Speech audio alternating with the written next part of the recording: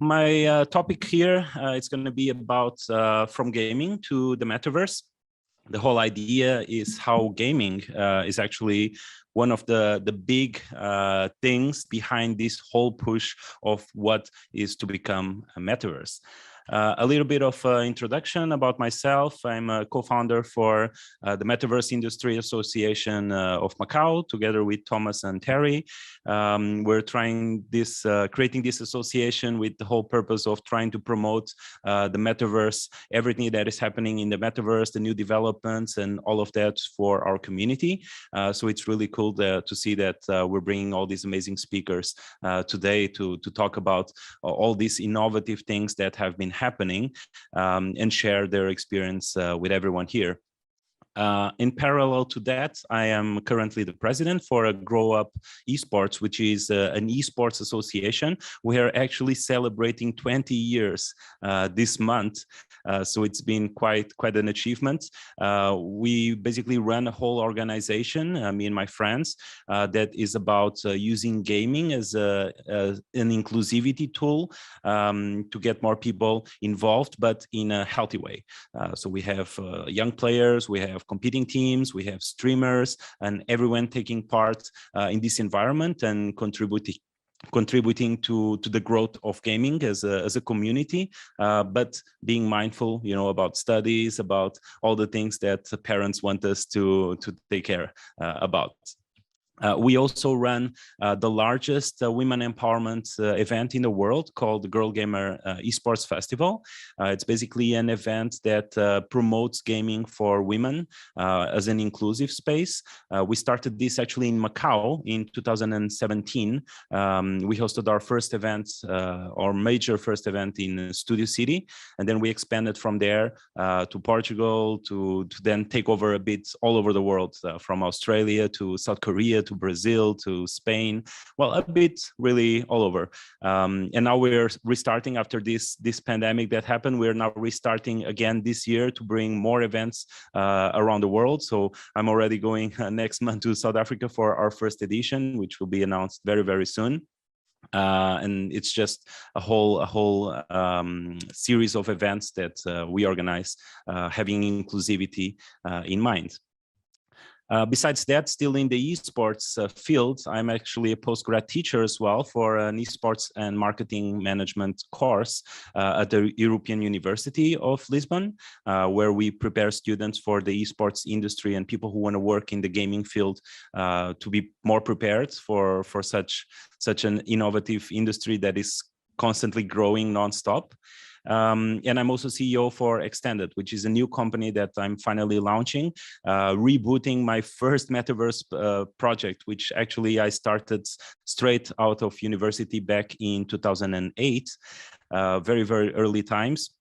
At that time, the project was called Virtual Mint, which is the translation for the word virtually, because the whole purpose was exactly to create virtual experiences for brands and talk about replicate cities in the metaverse and things like that. But at that time, it was definitely too early. We were using technology based on Second Life called Open Simulator.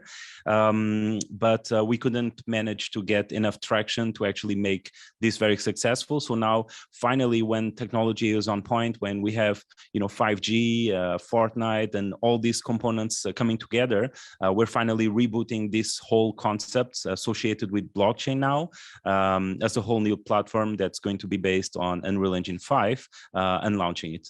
So it's still, I'm not going to talk much about it because it's still being built in stealth mode, but it's just one of the other things that I'm now involved.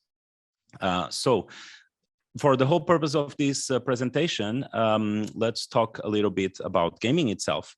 Gaming has developed so much over the past years. People are starting to realize that gaming is not just a hobby for the most introverted, for the most antisocial people, but it's actually something that is present in the lifestyle, the everyday lifestyle for basically everyone, even people just playing on mobiles frequently or during commuting on the train. They are also kind of like gamers, because gaming is present in everything now. Even there are some movies on Netflix that allow you to like choose your own adventure, right? So in a way, those are even kind of like games embedded into movies. So there's a lot of gaming culture coming onto the surface, because before it was very underground. We used to think that people playing games were kind of like those antisocial people, like hiding in a cave, everything dark, and they're just playing there by themselves. But now that's not the case. Gaming has evolved to a point where there's multiplayer competitions, like the ones that I organize, esports tournaments with millions of US dollars in cash prizes. There's this whole healthy competing way where people actually have to lead healthy lifestyles to be able to perform at the best performance that they can get. So they have to actually be healthy physically in order to do it. So there's a lot that goes on into gaming. It's no longer this antisocial thing, but now it's actually a social movement. Not only that, video games are often at the forefront of computer technology. This means that the ever-increasing gaming demand is actually one of these big reasons to push for faster development of computing processing power and graphics.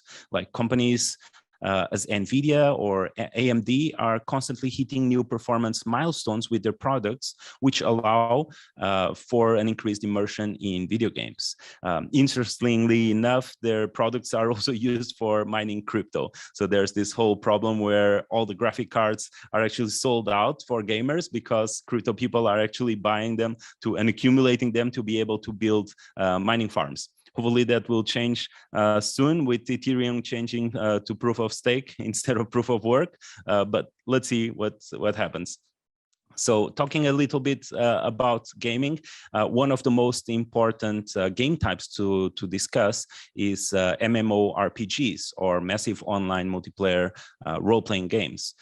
This is because this genre of games actually have a lot of similarities to what we would consider a metaverse in the terms of nowadays definition, because the metaverse itself, as I will talk in a bit, is actually a definition that is a work in progress, and it actually extracts a lot of the features that are already present in old games like World of Warcraft, which is one of the most popular. We could be talking about other MMOs like RuneScape, Guild Wars 2, all these sorts of MMOs that actually kickstarted this whole online community, massive online community, bedding together online and performing very complex tasks.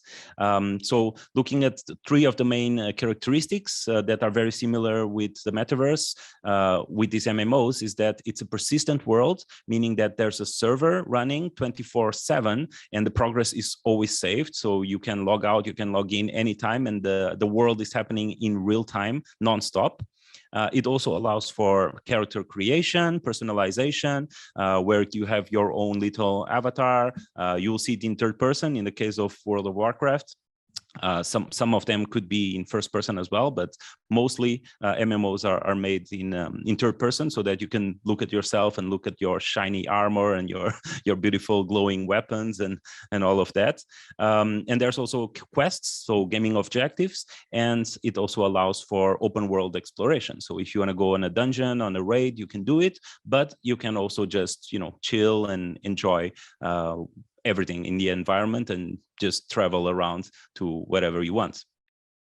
Another big phenomenon to study is exactly Fortnite, because Fortnite has grown so much, and I would say that it's actually the first metaverse platform, so per se, of today's age that managed to actually popularize and massify virtual music concerts with Ariana Grande, DJ Marshmello, Travis Scott, and more recently, last month, announcing that they will be doing stuff with Coachella as well. So this was one of those rare cases that managed to explode globally. Everyone is talking about Fortnite, like Netflix series are talking about Fortnite. Gamers, like school Wi-Fi networks are being brought down because of Fortnite. Like kids cannot drop out of Fortnite. So the schools are starting to having to block those Fortnite ports so that they cannot play using schools Wi-Fi. But it's just something that exploded. So they are doing a lot of IP collaborations with major franchises, stuff like the Avengers, Star Wars, Ghostbusters. So really, really popular brands that are getting into Fortnite as a metaverse, as some sort of metaverse platform. And at the same time, one of the other big things for their success is that they are completely cross-platform. So you could be playing on your PC, on console, or even on your mobile phone, and you can interact together and play together, even though it's not really very friendly, like if you're playing with your mobile but competing against someone on PC. But it's still very good because it managed to create this whole bridge across different communities and different audiences that play on different platforms, and everyone converging into playing the same game. So that's really, really cool. It's not just small numbers, right? For example, this Travis Scott concert had 27.7 million unique participants, according to Epic Games. And not just that, not just the participants that were inside the game, the Fortnite game, watching and experiencing everything that was happening at the concert, but also people who are just watching on YouTube and Twitch. So these are amazing numbers that they managed to pull off for such a concert, so per se. Even though this Travis Scott concert was pre-recorded, and it was more presented as an experience because you'd enter, there would be this huge monster-sized Travis Scott like rapping around the world, and a bunch of other stuff happening. So it was not like a traditional music concert where you'd be in a 3D world, but then you'd have like a screen with webcam, and people would just be looking at it from their avatar's perspective. But it was rather designed as a whole experience. But it was really, really good to see that there was just so much traction, and it just proves that there's such a big audience for this type of things, especially using Fortnite's audience, which is so many hundreds of millions players around the world. So it was just incredible. It's not just Fortnite itself, but according to research from ARK Invest, the revenue coming from virtual worlds in general could be reaching almost 400 billion US dollars by 2025. So this is really, really fast development that have been happening, and it's just going to keep growing from now on. So the main topic of the day, I guess, Metaverse. Let's talk a little bit about that. So Metaverse is not really yet a concrete reality, right? And while there have been many thought leaders presenting their vision, like for example, a 3D immersive world where we will all be spending a lot of time playing games, socializing, working, learning, entertaining, all of those things, it will actually most likely be the product of the combination of all these technologies. VR, AR, XR, mixed reality, online gaming, cryptocurrencies, social media, and much more. So to put it in very simple terms, the metaverse is the new way for people to use the internet by transforming it from 2D to 3D. So instead of browsing and interacting with web content, just by clicking or flipping if you're on a mobile device between different pages and tabs, this web content is basically transposed into 3D. So there's one more layer. If you were just watching the content by yourself right now, as the internet right now, you could be browsing a page, but everyone else, the other person could be browsing the same page, but you would have no interaction with this other person. You would not see this person, and you'd not know that this person is there. So the metaverse is supposed to create one more layer where you are doing your thing, but at the same time, you can see that there are other people doing the same thing at the same time as you. So one more layer, three-dimensional layer into the web version of how we know the web is right now. There have definitely been many attempts in the past, like Second Life, very popular, still happening until now. IMVU, Google Lively which was actually curious because there was so much hype around it, and it was shut down in maybe around half a year. Then we had Hotel Habbo. We had PlayStation Home, which was this whole lobby for PlayStation gamers, that they could be in this social world while they are not entering a game to play. So it was very interesting because it was this metaverse platform or virtual world platform that existed as just a social lobby before people group up together in multiplayer parties and entered a certain game to play together. But it was also shut down, too much sadness of the community. There was also Club Penguin by Disney, which was very, very popular among the young generation, like young kids until maybe 12 years old, were participating so much in Club Penguin as a virtual world platform. And right now, there are also many projects happening, like Rec Room, like Horizon Worlds from Facebook, the Sandbox, of course, Roblox, VR Chat, which is probably the platform that I would say is the closest for a perfect virtual world, as in user-generated virtual world where all the mess, all the stuff can happen there. Anyone can be anything. Just download some 3D model and upload it, and then it's your avatar, and you can do whatever with it. And there's Decentraland as well.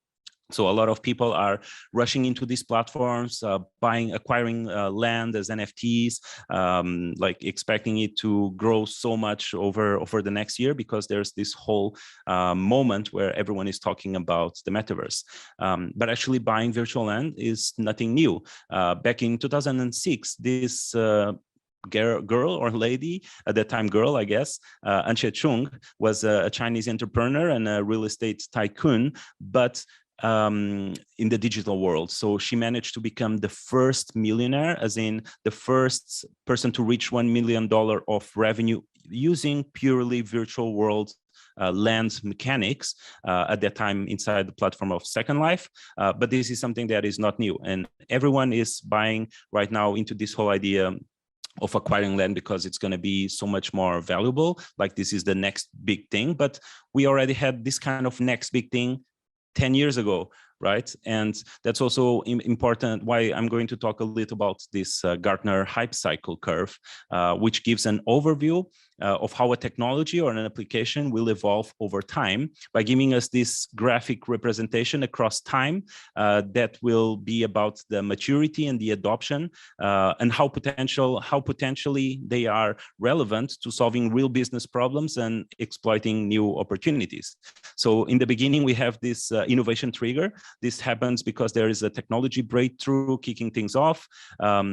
There's very early proof of concept stories, and media interest is triggered significantly, where you see this all across the news, everywhere, everyone is talking about it. Sounds very familiar, right? It happened with almost everything. That's why this Gartner hype cycle is so recalled.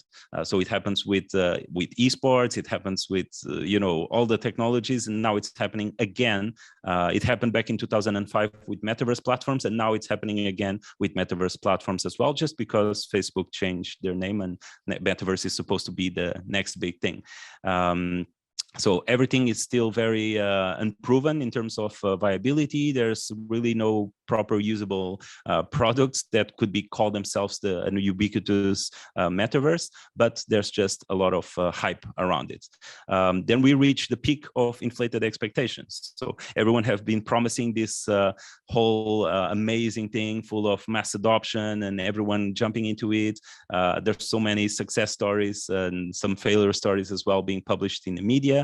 But everyone is just thinking that this is going to be amazing, and then it falls down to the true of disillusionment, which is when people actually feel the disappointment because there's a failure to actually deliver for many reasons, right?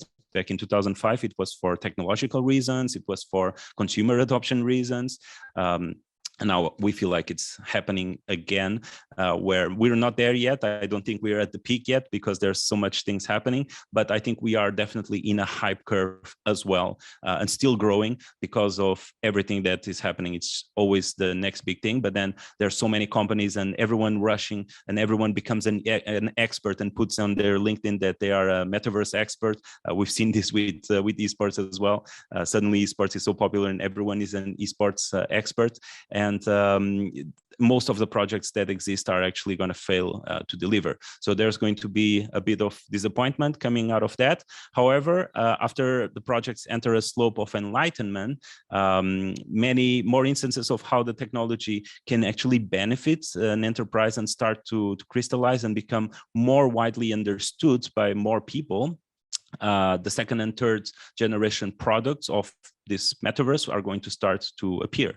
And then finally it will reach a plateau of productivity where we will finally have mainstream adoption starting to take off.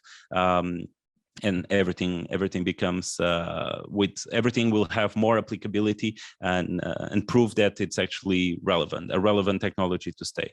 So this kind of graphic, we could say that it happened 10 years ago, but I feel that it's happening again, where there's so much promise and so many people developing projects calling them metaverses, but at the end of the day, most of them are not going to succeed, and people are just going to be looking at it as an experiment. But there are actually some good reasons for having so much hype surrounding the metaverse.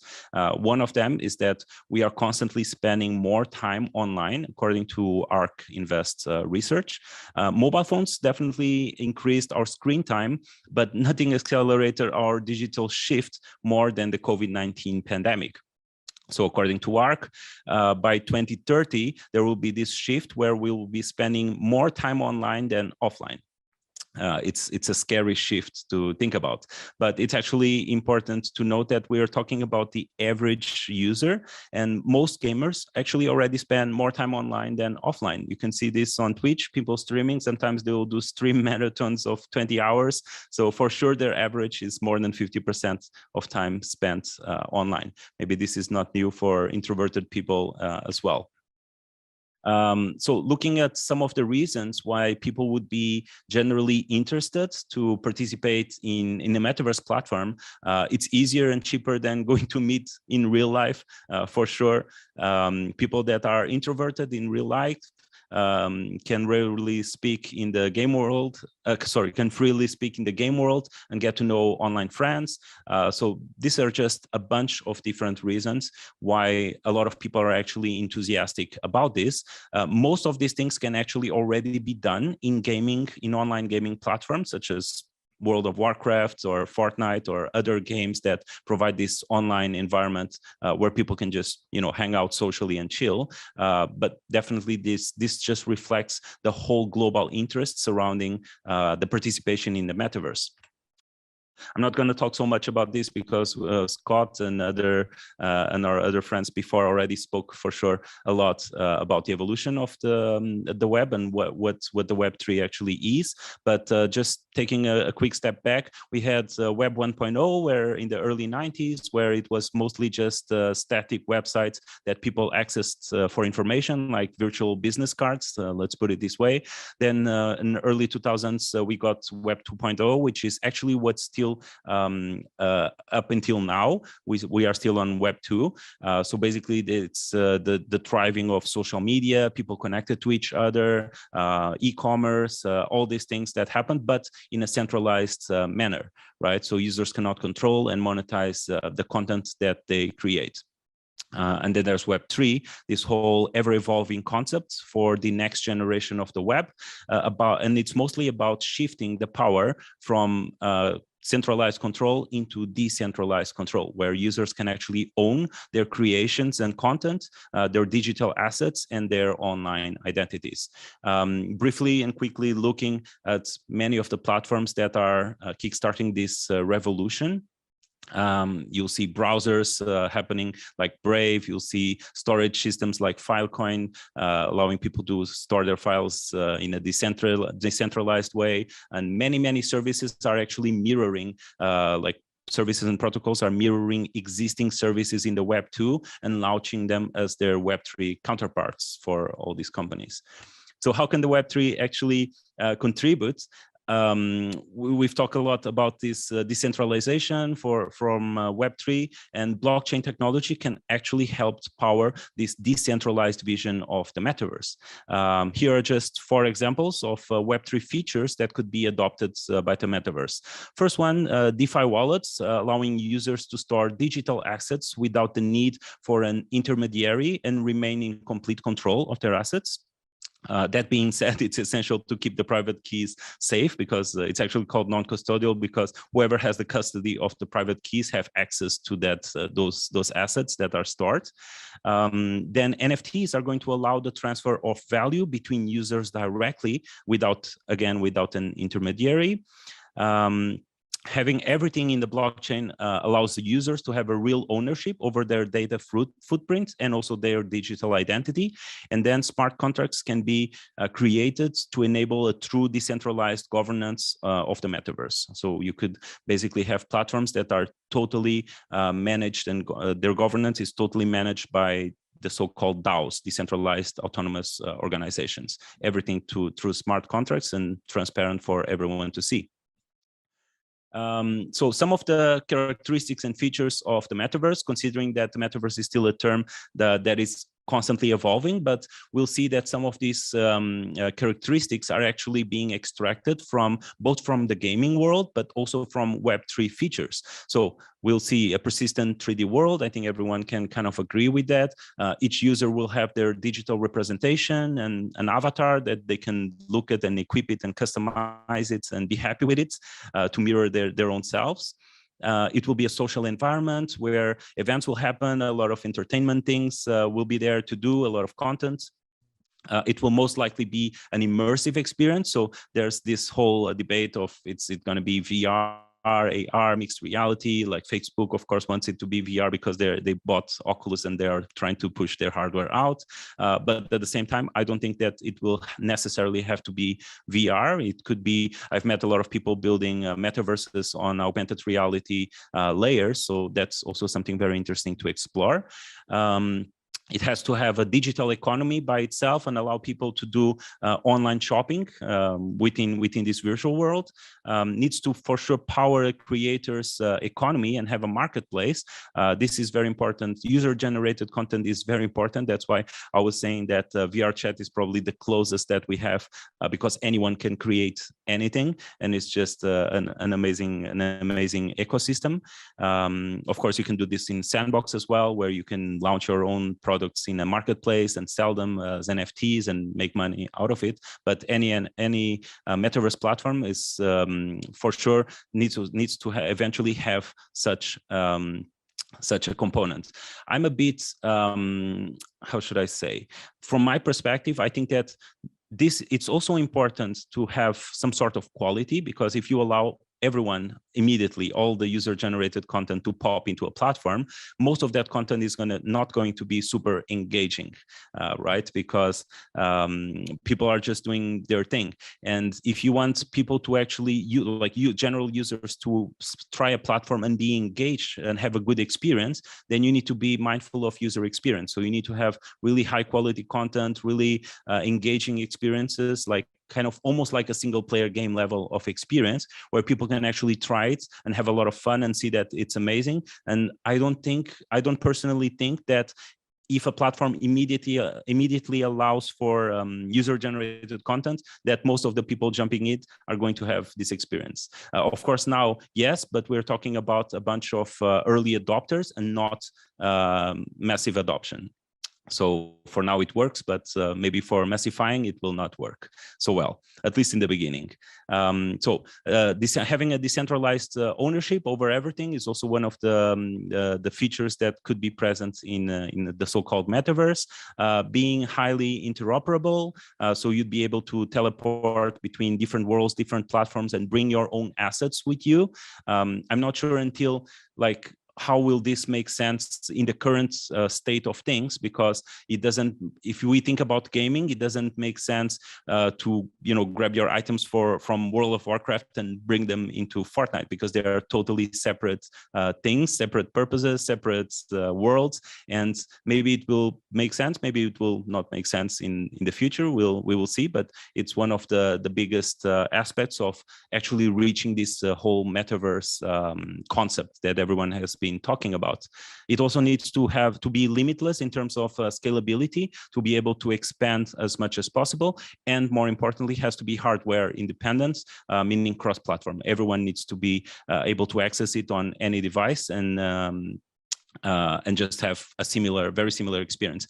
I think that one of the biggest things that will impact this is having a server-side rendering technology, such as Google Stadia or something like that, that will basically just stream each person's experience into whatever device they're using. So this will help becoming universally cross-platform and independent of hardware, because you just need the internet connection with 5G and a screen, and you can access this metaverse platform and have an amazing graphics and amazing experience, just like everyone else.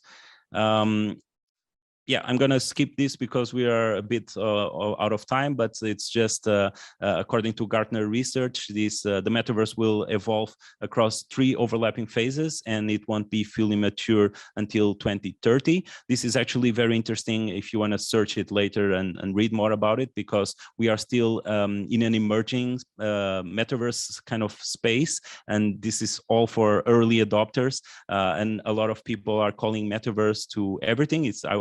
I would say that this is the everything is a metaverse kind of stage. Like, you're doing a game, metaverse. You're doing a social media platform, metaverse. You're doing whatever you're doing, they call it metaverse because it's the hype word, right? So, but it's going to be interesting because everything is going through these development stages of hype cycle, disappointment, evolution of the technology, maturing of the market. So it's going to be interesting to see how things are going to evolve. Some final thoughts just to close. The metaverse has no authoritative definition, and is still evolving on par with the technology that will power it. The massive growth of online gaming will always play an essential role in the consumer adoption of the metaverse. This is because the metaverse is a 3D persistent world. The most likely people that are going to be participating and be the early adopters for this are actually gamers, right? So they will be the ones promoting it on stream, on YouTube, showcasing what can be done. And this will help for massifying the platforms and having more people join. There will only be one metaverse. A lot of people are calling their products metaverse right now, as I was saying, but in the sense that there's also only one internet, the metaverse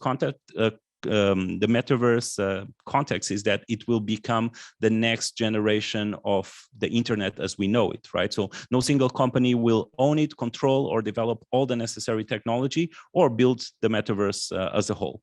And for sure, now is the best time to build things and to explore. That's it. Thank you so much. And feel free to connect with me on any of the networks here. And if you have questions, I'm also here to answer them. Thank you very much, Fernando. I think it's very informative a speech. But just a quick question for the audience, because a lot of people, they are not one of the people working in the Web3 or blockchain or metaverse. So for these people, do you have any suggestions that how they can involve in Web3, like an entering point? Web3, or are you talking about Web3 or Metaverse? I think probably we start with Metaverse, because Web3, it's a much broader concept. So yeah. Both of them are super broad, right? You could also say that Metaverse is a super broad concept.